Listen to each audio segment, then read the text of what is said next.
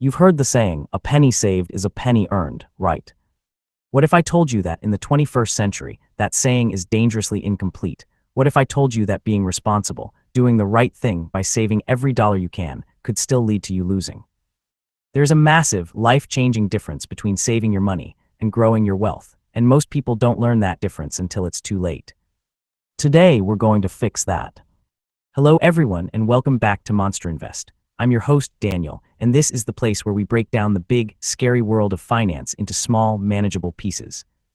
Today we are going to tackle the most fundamental question in all of personal finance. It's a question so common, yet so powerful, that understanding it truly is the first step to building wealth. What is the actual difference between saving and investing?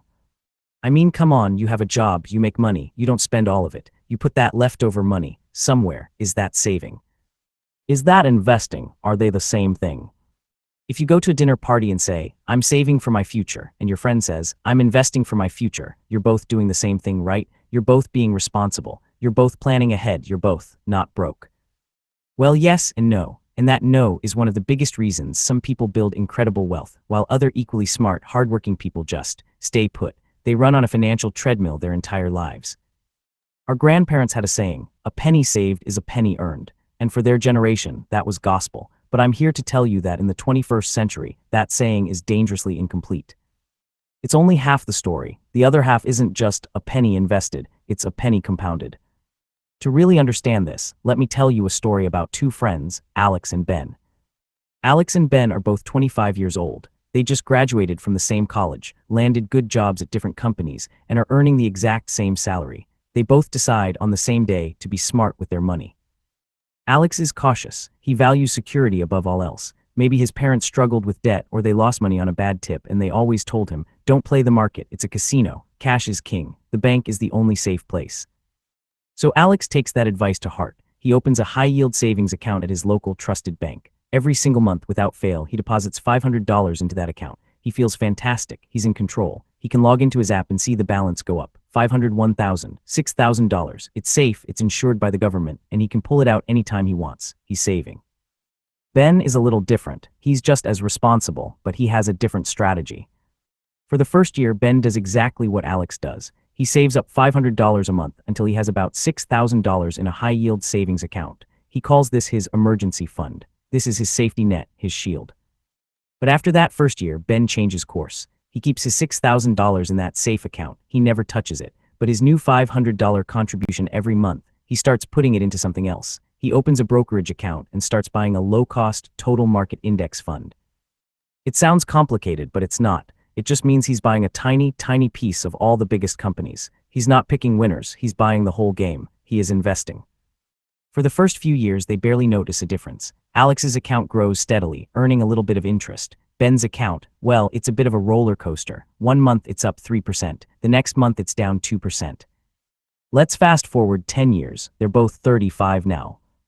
Alex checks his account, he's done the math. $500 a month for 10 years is $60,000. His 1.5% interest has turned that into about $69,000. He's happy, it's a solid number. He asks Ben how he's doing. Ben pulls up his account, and let's say it's been a rough couple of years for the market. Ben also put in $60,000, but his account is only worth $75,000. Alex looks at this and feels vindicated. He says, Ben, I told you so. I made $9,000 guaranteed. You're only up $15,000. You took all that stress and risk for what? An extra $6,000? My way is better. Slow and steady wins the race. Ben feels a pang of doubt. It has been stressful, but he read a few books. He trusts the process. He says, you might be right, Alex, but I'm playing a different game. I'm not racing you. I'm racing my retirement. And he keeps putting in his $500 month after month through the good times and the bad. Now let's really fast forward, not 10 years but 30. Alex and Ben are now 55 years old. They're starting to think seriously about the future. Alex the saver opens his bank account. He's done it, 30 years of discipline, $500 a month. He has $180,000 in principal. Plus, his high-yield savings account gave him that average of 1.5% over those 30 years. His grand total is about $225,000. He's proud of his discipline. Then he looks at Ben. Ben, the investor, also put in the exact same $180,000 over 30 years. But when he opens his account, the number he sees is $750,000. It's more than triple what Alex has. Alex is stunned. How is this possible? We made the same money. We put aside the same amount. I was safe. You were gambling. And Ben's answer is simple. You saved your money, Alex. I grew mine. We weren't playing the same game. This story right here is the core of our episode. Saving and investing are not the same. They are two different tools for two different jobs. Let's break down saving first. Saving is the act of preserving your money. The goal is safety and access. When you save, you're putting your money somewhere with extremely low risk. A savings account, a certificate of deposit, a money market account. The goal is that when you come back tomorrow, or next week, or next year, every single dollar you put in is still there. This is essential for your financial health. Saving is for your emergency fund. This is non-negotiable. If your car breaks down, or you have a medical emergency, or you lose your job, you don't want to find out your emergency money is suddenly worth 20% less because the stock market had a bad week.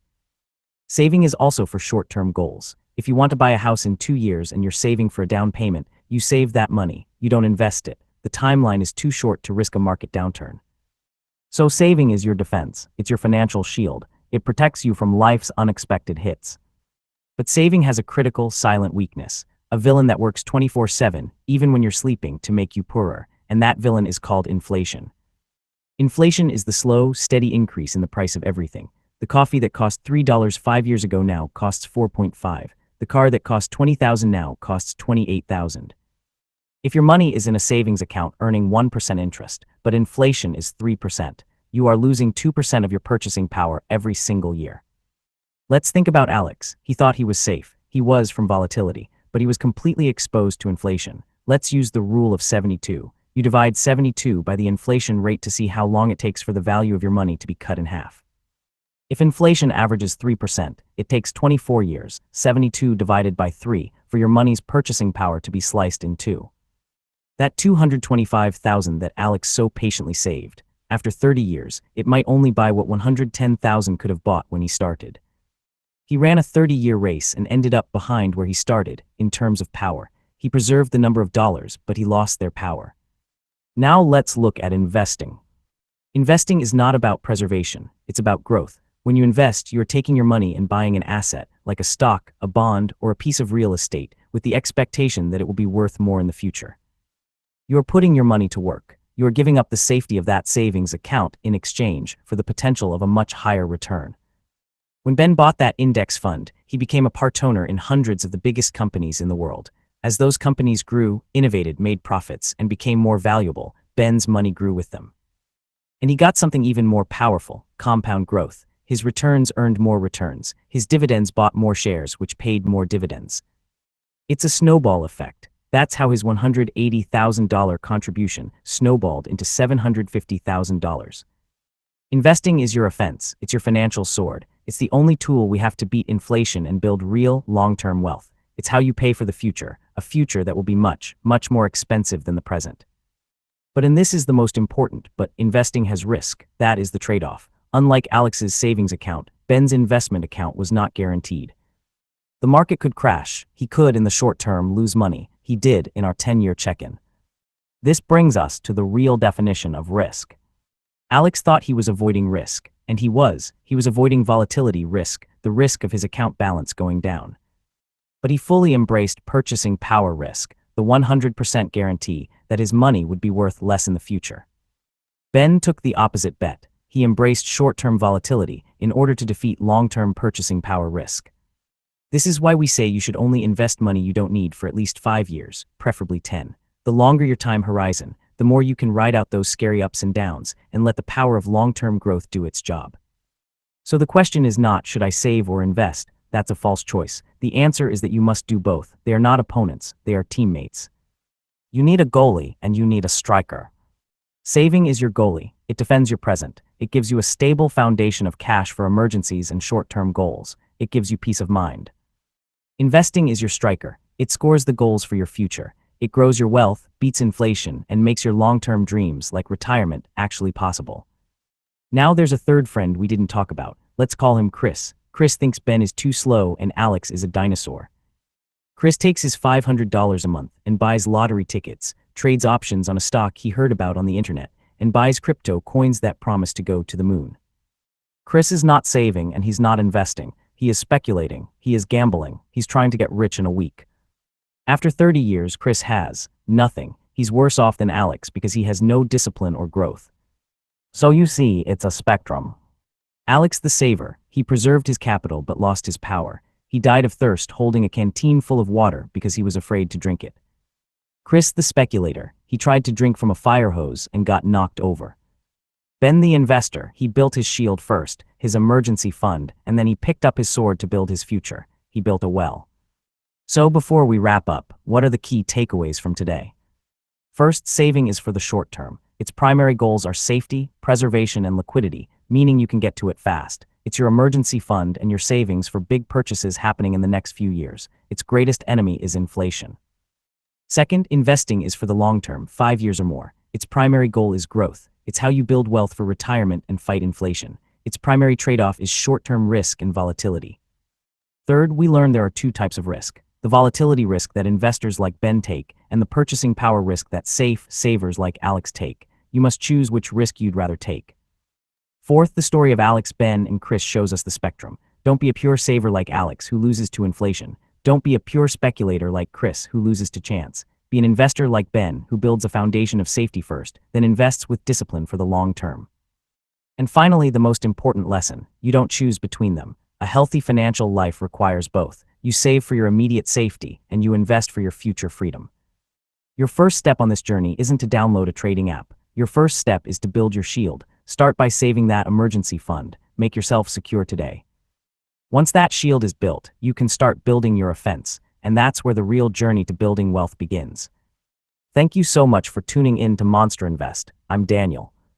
If this episode helped clear things up, do me a favor and hit that subscribe button. We're here to make finance simple, not scary. Until next time, take that first step.